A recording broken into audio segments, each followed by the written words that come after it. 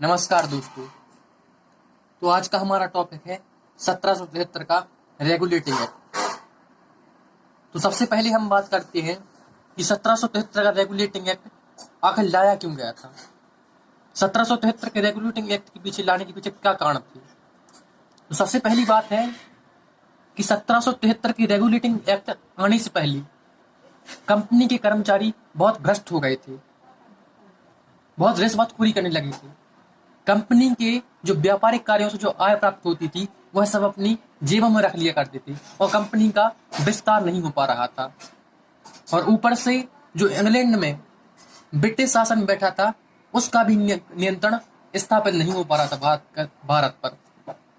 तो इस प्रकार हम कह सकते हैं कि कंपनी पर नियंत्रण स्थापित करने के लिए, भ्रष्टाचार को कम करने के लिए और केंद्रीकरण की प्रक्रिया को अपनाने के लिए 1773 का रेगुलेटिंग एक्ट आया। केंद्रीकरण की प्रक्रिया का तात्पर्य है कि अभी तक भारत में 3 प्रेसिडेंसियां, बंगाल, बंबई और मद्रास, इन तीनों प्रेसिडेंसी पर बंगाल, बंबई और मद्रास, इन तीनों प्रेसिडेंसी पर ब्रिटिश शासन अलग अलग गवर्नरों के माध्यम से शासन कर रहा था। परंतु इस 1773 के रेगुलेटिंग एक्ट के माध्यम से जो बंगाल का गवर्नर था उसको बंगाल का गवर्नर जनरल बना दिया गया और बंगाल, बंबई और मद्रास, इन बंबई और मद्रास के गवर्नर को इस बंगाल के गवर्नर के अधीन कर दिया गया था। इस प्रकार हम कह सकते हैं कि बंबई और मद्रास के लिए जो भी नियम बनाए जाते थे, जो भी नीतियां निर्माण की जाती थी, वह बंगाल से की जाती थी। तो इस प्रकार हम कह सकते हैं कि 1773 का रेगुलेटिंग एक्ट केंद्रीकरण की शुरुआत थी। आइए हम 1773 के रेगुलेटिंग एक्ट की विशेषताओं के बारे में चर्चा करते हैं। तो सबसे पहली विशेषता है कि जो बंगाल का गवर्नर था वह बंगाल का गवर्नर जनरल का बन गया था और इस प्रकार बंबई और मद्रास के गवर्नर पर बंगाल के गवर्नर जनरल का आधिपत्य स्थापित हो गया था। जो बंगाल का गवर्नर जनरल नीतियां निर्माण करता था वही बंबई और मद्रास में लागू होती थी। तो इस प्रकार हम कह सकते हैं कि केंद्रीकरण की प्रक्रिया इस रेगुलेटिंग एक्ट के माध्यम से एक अपने शुरुआती चरण में पहुंच रही थी। तो इस 1773 की रेगुलेटिंग एक्ट की दूसरी विशेषता यह है कि इस समय न्यायालय की स्थापना हुई थी। 1774 में कलकत्ता में, भारत में कलकत्ता में सर्वप्रथम न्यायालय की स्थापना हुई थी, जिसमें कुल मिलाकर 4 सदस्य थे। इसमें से एक मुख्य न्यायाधीश था और 2 और 3 अन्य न्यायाधीश नियुक्त किए गए थे। जो मुख्य न्यायाधीश था उसका नाम एलिजा एम्पे था, उसका नाम एलिजाह एम्पे था और 3 अन्य न्यायाधीशों की नियुक्ति की गई थी। इसकी तीसरी विशेषता है कि व्यापार पर प्रतिबंध लगा दिया गया था। चूंकि मैंने अभी बताया कि कंपनी बहुत ही भ्रष्ट हो रही थी, कंपनी के कर्मचारी भ्रष्टाचार में लिप्त थे, रिश्वतखोरी कर रहे थे, तो कंपनी के कर्मचारियों पर किसी भी प्रकार के निजी व्यापार करने पर, किसी प्रकार की रिश्वत लेने पर रोक लगा दी गई थी और कंपनी के कर्मचारियों पर निगरानी स्थापित करने के लिए जो हमारी चौथी विशेषता है उसकी बात करेंगे, कोर्ट ऑफ डायरेक्टर की नियुक्ति की गई थी। जो कंपनी के कर्मचारी हैं उन पर निगरानी स्थापित करने के लिए कोर्ट ऑफ डायरेक्टर की नियुक्ति की गई थी।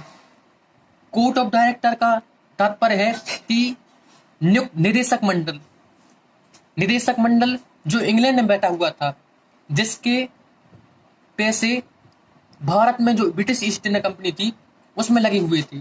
तो इस प्रकार कोर्ट ऑफ डायरेक्टर था वह कंपनी के मालिकाना हक रखने वाले व्यक्तियों का समूह था जो कंपनी के कर्मचारियों पर नियंत्रण स्थापित कर रहा था। इसके अलावा एक अन्य विशेषता यह है कि जो बंगाल का गवर्नर जनरल था उसकी एक परिषद की स्थापना की गई थी, जिसमें कुल 5 गवर्नर जनरल सहित 5 सदस्य शामिल थे। अब इसके बाद हम बात करते हैं इसी क्रम में 1781 का संशोधन अधिनियम। सबसे पहले बात करते हैं कि 1781 का संशोधन लाया क्यों गया था, क्या उद्देश्य था लाने का।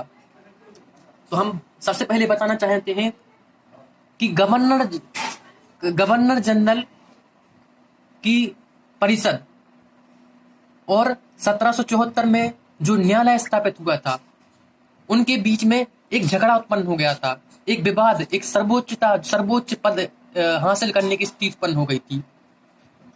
तो 1781 का संशोधन जो विवाद उत्पन्न हुआ था, उसको विवाद के समाधान के लिए लाया गया था। जो विवाद न्यायालय के बीच में, न्यायालय और गवर्नर जनरल की परिषद के बीच में सर्वोच्चता को लेकर उत्पन्न हुआ था, उसके समाधान को लेकर लाया गया था। तो इसकी हम विशेषताओं की ओर चर्चा करते हैं। तो इसकी पहली विशेषता है कि गवर्नर जनरल की शक्तियां, हम बता दें कि गवर्नर जनरल की शक्तियों में बहुत ज्यादा वृद्धि कर दी गई थी 1781 के संशोधन के माध्यम से। 1781 के अमेंडमेंट या संशोधन के माध्यम से जो अभी शक्तियां, राजस्व संबंधी शक्तियां, जो कर इकट्ठा करने संबंधी शक्तियां अभी न्यायालय को प्राप्त थी, अब वो संपूर्ण शक्तियां गवर्नर जनरल को प्राप्त हो गई थी। अर्थात यदि दो व्यक्तियों के बीच में कर संबंधी कोई विवाद उत्पन्न होता है तो उसकी सुनवाई गवर्नर जनरल करता था, उसकी सुनवाई न्यायालय नहीं करता था, उसकी सुनवाई गवर्नर जनरल ही करता था। दूसरी विशेषता यह है कि गवर्नर जनरल, जो जैसा कि मैंने अभी बताया कि बंगाल, बंबई और मद्रास, हमारे यहाँ 3 प्रेसिडेंसी स्थापित थी।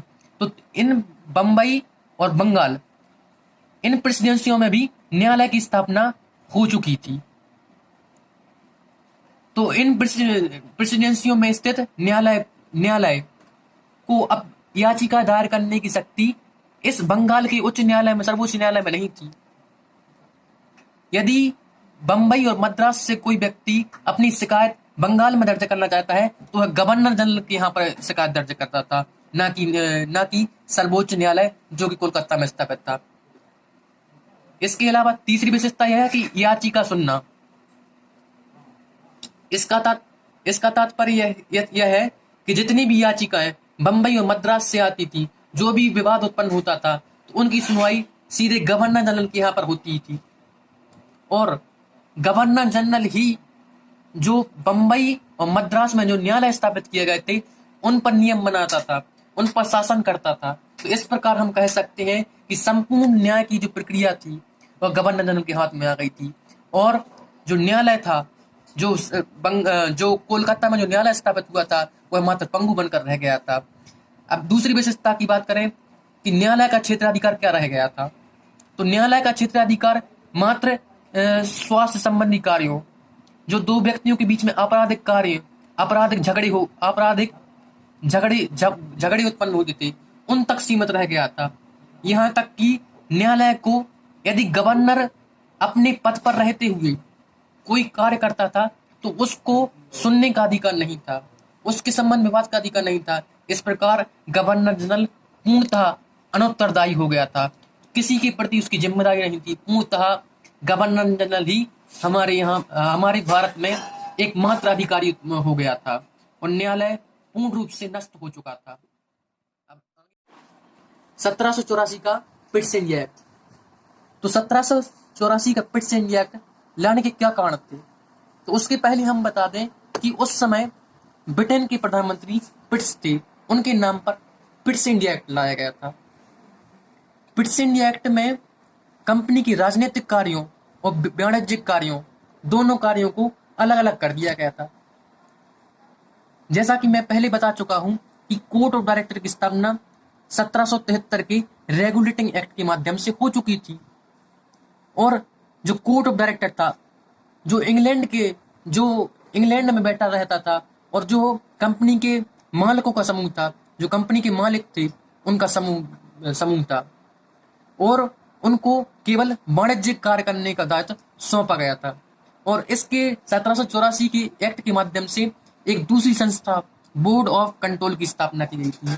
बोर्ड ऑफ कंट्रोल यानी नियंत्रण, कंपनी के राजनीतिक कार्यों पर नियंत्रण स्थापित करने के लिए बोर्ड ऑफ कंट्रोल की स्थापना की गई थी। अर्थात बोर्ड ऑफ कंट्रोल को सैनिक, राजस्व, जितने महत्वपूर्ण कार्य थे सभी कार्यों को सौंप दिया गया था। इसके पश्चात 1786 के अधिनियम की बात करती हैं। तो जब 1786 का अधिनियम आया था उस समय भारत में बंगाल का गवर्नर जनरल लॉर्ड कॉर्नवालिस था। तो 1786 का अधिनियम में कुछ विशेषताएं थी जो इस प्रकार हैं कि गवर्नर जनरल की शक्तियां, 1786 के अधिनियम के माध्यम से गवर्नर जनरल लॉर्ड कॉर्नवालिस की शक्तियों में वृद्धि कर दी गई थी। उसकी शक्तियों में यहां तक वृद्धि कर दी गई थी, जैसा कि मैंने बताया कि गवर्नर जनरल की जो काउंसिल, जो परिषद होती थी, उसमें गवर्नर जनरल और उसके साथ 4 लोग अन्य उपस्थित रहते थे। तो अब यहाँ पर कॉर्नवालिस को यह अधिकार प्राप्त हो गया था कि वह इन जो 4 लोग और थे जो उसकी परिषद में सदस्य थे, उनको, उनके निर्णय को असहमत कर दे और गवर्नर जनरल अर्थात कॉर्नवालिस का निर्णय ही सर्वमान्य होगा। इसके अलावा जो सेनापति, जो गवर्नर जनरल की जो परिषद थी उसमें एक कमांडर इन चीफ अर्थात सेनापति, उसका पद होता था जो सैन्य प्रमुख होता था। तो इस प्रकार गवर्नर जनरल की जो सैन्य पद था वह लॉर्ड कॉर्नवालिस ने अपने हाथों में ले लिया था। अब जितने भी सैन्य संबंधी कार्य किए जाते थे लॉर्ड कॉर्नवालिस स्वयं करता था। तो इस एक्ट के माध्यम से हम ये समझ सकते हैं कि गवर्नर जनरल की शक्तियों में भारी वृद्धि की गई थी और उसे सेना संबंधी संपूर्ण अधिकार और परिषद जो 4 लोग और थे जो परिषद में शामिल थे, उन संबंधी सभी अधिकारों को मात्र गवर्नर जनरल स्वयं में समाहित कर लिया था। तो दोस्तों अब हम 1793 का रेगुलेटिंग एक्ट कल पढ़ेंगे।